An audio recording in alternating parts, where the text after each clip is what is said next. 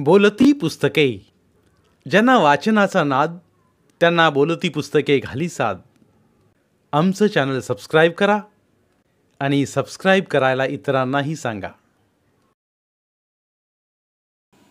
नमस्कार श्रोते मित्र हो, बोलती पुस्तके सादर करीत आहे लेखिका डॉक्टर मीना सुर्वे लिखित कादंबरी ठिगळ, प्रकरण 21. आता तिन्ही सांज झाली होती. रात्रीच्या अंधारात शहरी झगमगती दुनिया उठून दिसत होती. सर्वत्र रंगीबेरंगी नयनरम्य दिव्यांच्या आरासीनं चारी दिशा उजळल्या होत्या. किसना व रश्मी एका आलिशान कॉफी शॉपमध्ये आले. बाहेरचा झगमगाट कॉफी शॉपमध्ये बंद झाला होता.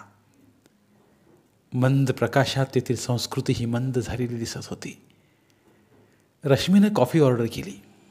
दोघे कॉफी घेऊ लागले. खरं तर साऱ्या विश्वाचं सौंदर्य रश्मीच्या रूपात किसनासमोर अवतरलं होतं, पण त्या सौंदर्याची भुरळ त्याला पडली नाही, कारण किसनाला या जगात फक्त त्याची आईच सुंदर वाटत होती. रश्मीनं किसनाला त्याच्या फॅमिलीबाबत विचारलं. किसना बायजा व भीमाबद्दल बोलू लागला. बोलताना त्याचे डोळे भरून आले. रश्मीने स्वतःच्या हातातल्या रुमालानं ते अलगद टिपले. अगं काय करतेस? किसना म्हणाला. अरे माझ्या मित्राचे डोळे पुसते. रश्मीच्या या वर्तनाने किसना थोडासा बावरला, पण आजूबाजूचं वातावरण त्याच्याहीपेक्षा भयंकर होतं. त्यामुळे तो लगेच सावरला आणि रश्मीला म्हणाला, चल आपण निघूया, मला जिमला जायचं आहे. थोडा वेळ थांब ना अजून. बरं इथं नको, बाहेर कॉलेज कॅम्पसमध्ये थांबू, मग तिथूनच मी जिमला जाईन, किसना म्हणाला. कॅफेमधल्या असंस्कृत वातावरणाची किसनाला उबग आली होती.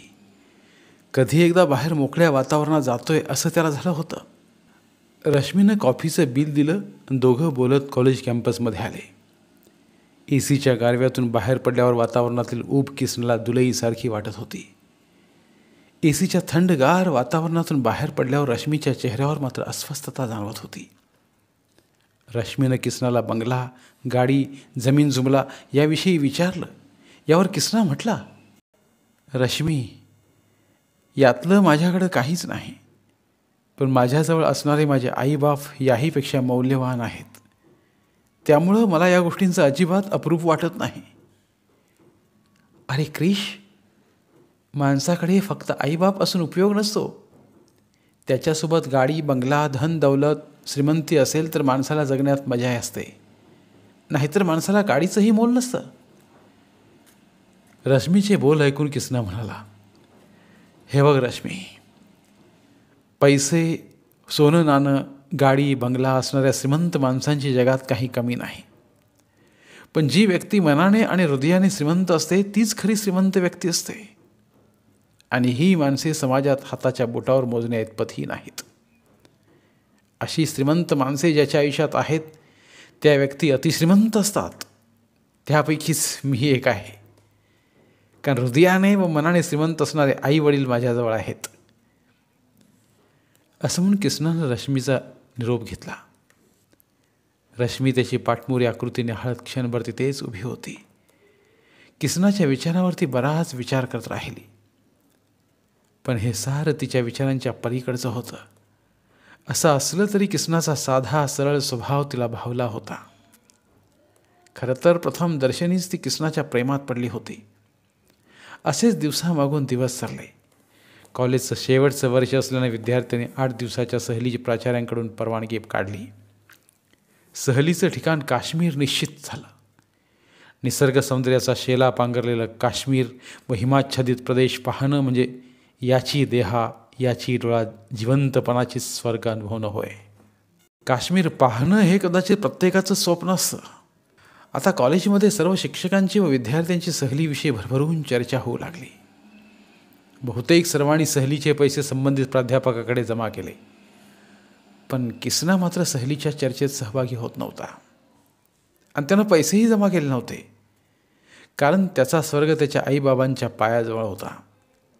घरून कॉलेजला येऊन किसनाला 3 महिने झाले होते. आता त्याला घरी जायची ओढ लागली होती. 8 दिवस त्याला सहलीच्या निमित्ताने सुट्टी मिळणार होती म्हणून तो खुश होता. किसनाच्या साऱ्या मित्रमैत्रिणी त्याला सहलीला येण्यासंदर्भात आग्रह करत होत्या, पण किसना त्याच्या नकारावर ठाम होता. किसना येणार नाही म्हटल्यावर रश्मी नाराज झाली होती. शेवटी साऱ्या विद्यार्थ्यांनी सहल विभाग प्रमुख प्राध्यापक रेड्डी जरांना सहलीला येण्यासंदर्भात किसनाशी बोलण्यास सांगितले. प्राध्यापक रेड्डींनी किसनाला बोलावून घेतलं व म्हणाले, क्रिश, अरे तुमचं हे कॉलेजचं शेवटचं वर्ष आहे. सर्व विद्यार्थी सहलीला येणार आहेत आणि तूही यावंस असं आम्हाला वाटतं. किसना सरांसमोर दोन्ही हात बांधून स्तब्ध उभा होता. क्रिश, मी तुझे सहलीचे पैसा जमा करतोय, तुला यावंच लागेल. असं म्हणून सरांनी किसनाचे नाव सहलीच्या यादीत घातले व त्याच्यासमोर सहलीची रक्कम जमा म्हणून नमूद केले. कारण सहलीचे पैसे प्रोफेसर रेड्डींच्याकडेच जमा करायचे होते. पण सर, माझे ऐकून तर घ्या, किसना म्हणाला. तुझे काहीच म्हणणे मला ऐकायचे नाही. असं म्हणून प्रोफेसर रेड्डी उठले. त्यांनी किसनाच्या खांद्यावर हात ठेवला आणि म्हणाले, क्रिश, आपल्या मित्रांसमवेत सहलीला जाणं, त्यांच्यासोबत मनमुराद आनंद लुटणं यात काही औरच मजा असते आणि असे दिवस मंतरलेले असतात. त्याचा आनंद घे. अरे, आपले कुटुंब आपल्यासोबत नेहमीच असते, पण ही 4 घरची मुलं कॉलेज संपल्यावर क्वचितच एकत्र येतात. कारण त्यांच्या जीवनाचा एक नवा प्रवास सुरू झालेला असतो आणि प्रत्येकाच्या प्रवासाच्या वाटाही वेगवेगळ्या असतात. क्रिश, कॉलेज संपल्यावर कसं असतं ते ऐक. आता तुझ्या न माझ्या वाटा आहेत वेगळ्या आणि त्याही एकमेकींपासून दूर आहेत सगळ्या. तेव्हा क्रिश, आता निमूटपणे सहलीच्या तयारीला लाग. असं म्हणून प्रोफेसर रेड्डी फर्स्ट इयरच्या तासावर निघून गेले. खरं तर प्रोफेसर रेड्डींनी किसनाला कोणताच विकल्प ठेवला नव्हता. त्यांचं मत किसनाला पटलं होतं. किसनानं धीम्या गतीनं वर्गात प्रवेश केला. सर्वजण किसनाकडे औत्सुक्याने पाहू लागले, पण किसना धीरगंभीर व स्तब्ध होता. मधल्या सुट्टीनंतर प्रोफेसर रेड्डी सहल कमिटीची मीटिंग घेण्यासाठी वर्गात आले आणि त्यांनी किसना सहलीला येतोय हे जाहीर केलं. सर्वांनी आनंदाने एकच आरोळी ठोकली व ते किसनाच्या भोवती जमले. विद्यार्थ्यांनी एकच जल्लोष केला.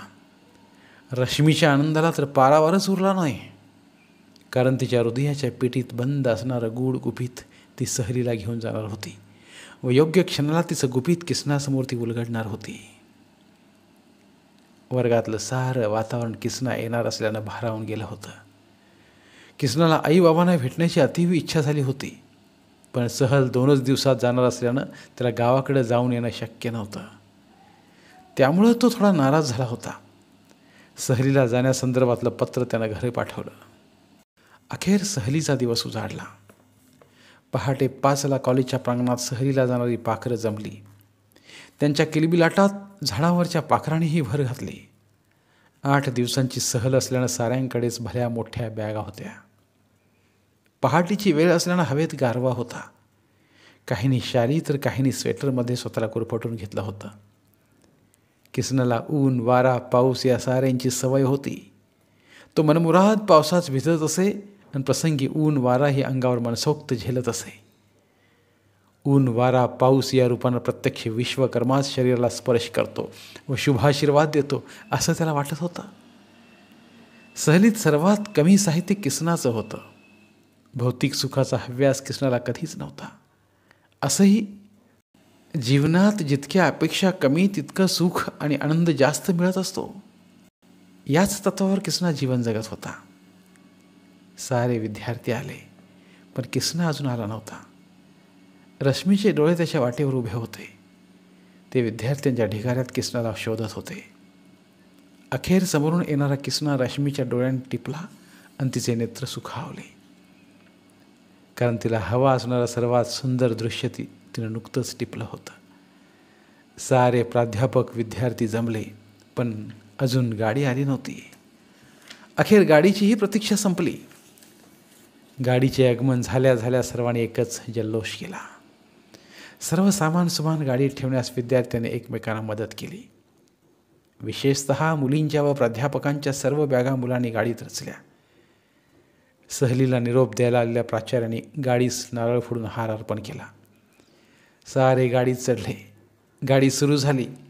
सर्वांनी एकच जल्लोष केला. Heap heap hurray, heap heap hurray करत विद्यार्थ्यांनी प्राचार्यांना गाडीतून हात बाहेर काढत बाय केलं. खरंच असे क्षण खूप भारावलेले असतात. ते आयुष्यात फार कमी अनुभवायला मिळतात. म्हणून आयुष्यात येणारा प्रत्येक क्षण माणसानं मनमुरादपणे जगणं महत्त्वाचं असतं. पहाटेला धरतीनं पांघरली धुक्याची अंधुकमय शाल निसर्गाने बाजूला केली आणि पूर्वीला क्षितिजावर लालबुंद सूर्यबिंब विराजमान झालं. झाडाची हिरवीगार पानं त्याच्या तेजानं चमकू लागली. पक्षी तर आनंदानं बेभान होऊन निसर्गाचं गीत गात होते. गाडी AC असल्यानं प्रत्यक्ष निसर्ग व विद्यार्थी यात जणू काचेची भिंत उभा होती. पण सूर्याची कोवळी किरणं ती भिंत छेदून आत येत होती. अनेकांच्या मनाला व शरीराला मायेची ऊब देत होती. सूर्याच्या स्वच्छ प्रकाशात सारं काही स्वच्छ दिसत होतं. पण सूर्य कितीही प्रकाशमान असला तरी कुणाचंही मन त्या प्रकाशात स्पष्टपणे दिसत नव्हतं. खरंच माणसाच्या शरीराप्रमाणे त्याचं मनही दिसलं असतं तर किती बरं झालं असतं. परस्परांच्या भावना वेळेत प्रत्येकाला समजल्या असत्या आणि कितीतरी अनर्थ टळले असते. बाहेरील झाडावरच्या पाखराप्रमाणे गाडीतली पाखरंही या सीटवरून त्या सीटवर सारखी भिरभिरत होती. गाडी आता दिल्ली एअरपोर्टवर आली. सहल विमानाने श्रीनगरला दाखल झाली. सर्वजण बसने श्रीनगरवरून इच्छित ठिकाणी जायला निघाले. किसनाच्या सीटवर रश्मीची मैत्रीण निशा बसली होती. ती किसनाचीही मैत्रीण होती. दोघं मनसोक्त गप्पा मारत होते. ते पाहून रश्मीचा जळफळाट होत होता. कधी एकदा निशा त्या जागेवरून उठते असं तिला झालं होतं. कारण रश्मीला किसनाच्या शेजारी बसायचं होतं. अखेर चहा घ्यायला एका ठिकाणी गाडी थांबली. संधीचा फायदा घेऊन रश्मी चहा घेता घेता निशाला म्हणाली, निशा, आता आपण जागांची अदलाबदल करूया. ती ठीक आहे असं म्हणाली आणि ठरल्याप्रमाणे रश्मी किसनाजवळ बसली. किसनाला हे सारं अनपेक्षित होतं. तो उत्स्फूर्तपणे म्हणाला, अरे निशा कुठे गेली? क्रिश, मी इथं बसले. निशानं ओरडून सांगितलं. रश्मीला किसनाच्या या वागण्याचा राग आला. तिचा गोरा पान चेहरा रागानं लालबुंद झाला. ती रागातच किसनाला म्हणाली, काय रे क्रिश, मी इथं बसलेलं तुला आवडत नाही का? अगं मी कुठं असं म्हणालो? म्हणायला कशाला लागतंय? तुझ्या वर्तनातून ते स्पष्ट दिसतंय. हिला एवढं चिडायला काय झालं? असं स्वगतच म्हणून किसना शांत बसला. तो शांत बसलेला पाहून रश्मीचा अजूनच संताप झाला. ती चिडून किसनाला म्हणाली, बस एकटाच, जातेच मी. असं म्हणून रश्मी उठली आणि जायला निघाली. तोच किसनानं तिचा हात पकडून खाली बसवल्यानं म्हटलं, रश्मी, तू विनाकारण चिडली आहेस. त्यात मी काय बोललो तर अजून चिडशील म्हणून मी शांत आहे. मौनम सर्वात साधनम असं म्हणून किसना हसला. तसं रश्मी तिला ठसक्यात म्हणाली, मग आता ते मौन सोड आणि मोकळेपणानं माझ्याशी बोल. ठीक आहे वच असं मिश्किलपणे म्हणत किसना रश्मीशी बोलू लागला. त्यांच्या गप्पा चांगल्याच रंगल्या. खरं तर रश्मीवर वर्गातील सर्व मुलं जीव टाकत होते. परंतु बुद्धिमत्ता आणि किसनाचं मधाळ बोलणं यामुळे सर्वांना भावणारा किसना रश्मीनं बरोबर हेरला होता. घरादारापासून विदेशापर्यंत सर्व विषयावर किसना व रश्मीनं मनसोक्त गप्पा मारल्या. वर्गातील साऱ्या मुलींनाही किसनाशी बोलायला खूप आवडायचं. किसनाही मैत्रीच्या नात्यानं सर्वांशी मोकळेपणानं बोलायचा. पण ही बाब मात्र रश्मीला अजिबात आवडायची नाही. सहलीत ही रश्मी किसनावर स्वतःचं अधिराज्य गाजवण्याचा प्रयत्न करीत होती. सर्व विद्यार्थी प्राध्यापक आपापल्या परीनं प्रवासाचा आनंद लुटत होते. ज्याने आधी काश्मीर पाहिलं होतं त्यांची मनं पाखरांप्रमाणे भिरभिरत काश्मीरच्या कुशीत कधीच विसावली होती. किसनाचं मन मात्र त्याच्या गावाकडच्या घरात विराजमान होतं. रश्मीमध्येच त्याचं मन थाऱ्यावर आणून बसवत होती. किसनाचं मन आईबाच्या प्रेमानं भारावलं होतं. त्याच्या मनाला गावाकडची ओढ लागली होती. ते थोडंच थाऱ्यावर येऊन बसणार होतं.